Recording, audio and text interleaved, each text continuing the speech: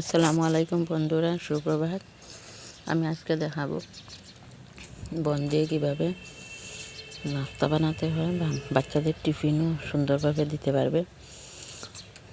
এটা আমি ডিম নিলাম, তার মধ্যে পেঁয়াজ কুচি, কাঁচা লঙ্কা, বাটার, তারপর আমি ম্যাগি মশলাটা নিয়ে নিয়েছি, টমেটো সসটা তোমরা অন্য যে কোনো ব্র্যান্ডে নিতে পারো।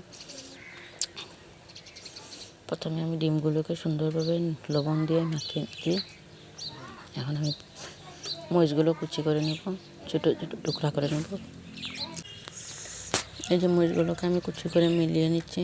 এখন পেঁয়াজ কুচিগুলো দিয়ে দিব।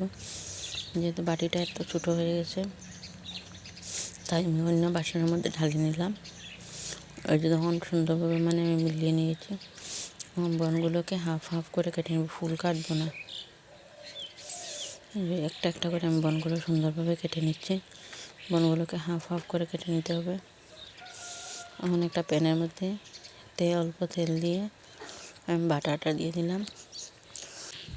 তারপর আমি বানিয়ে রাখা পেস্টটা দিয়ে দিব। এই যে ডিমগুলো সুন্দর করে মিশিয়ে নিয়েছি। এখন এক এক করে সবগুলো দিয়ে দিব, উপরে অল্প দিয়ে দিব, তাতে খেতে খেতে ভালো হবে। এখন আমি সুন্দরভাবে একটা একটা করে সবটির মধ্যে মাখিয়ে তেলের মধ্যে দিয়ে দিব। এই যে দেখো আমার বনগুলো রেডি হয়ে গেছে, কি সুন্দর কালার এসেছে। দেখো, বাচ্চারা এই নাস্তাটা খুবই পছন্দ করে। এখন আমি সসটা দিয়ে দিব। তোমরা সস না দিয়েও খেতে পারো, সসটা দিলে ভালো। যারা যারা সসটা খেতে ভালো লাগে না যাদের, তারা না দিতেও পারে। বন্ধুরা, আমার নাস্তাটা কীরকম লাগলো প্লিজ তোমরা কমেন্টে জানাও।